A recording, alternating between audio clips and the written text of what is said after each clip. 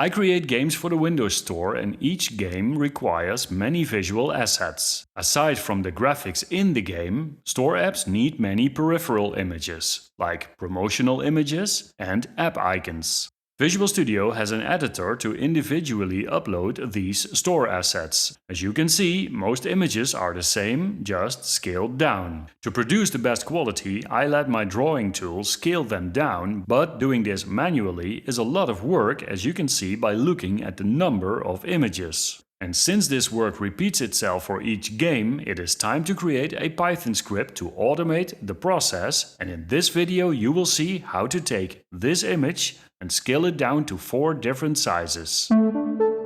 In my games, all store images are created from these 4 source images, and for this video I will take this image and create 5 scaled versions of it. The script will also change the file name from medium tile to square 150 x 150 with the scale appended. For this project I will use an imaging library called PIL. I pip installed it. Here is the image I will scale down. I start by importing PIL. Each time when I run the script I will delete the old export folder.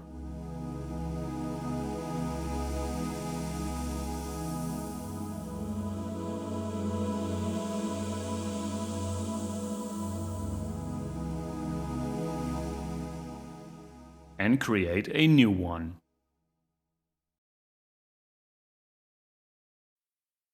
I import the needed libraries and execute the program.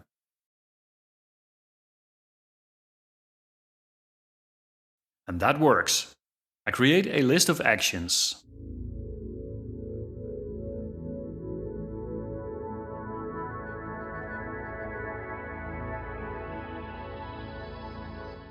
And loop through them.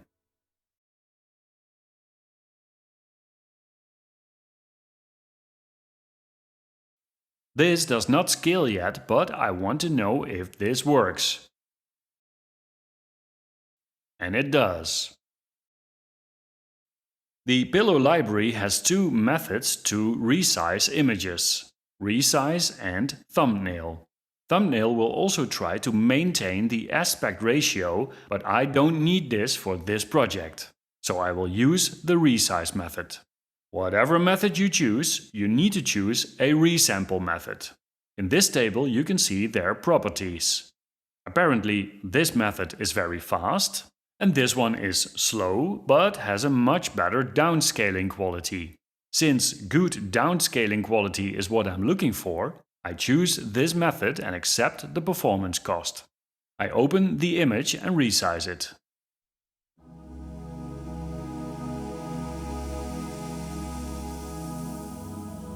And finally, I save the resized image and run the program.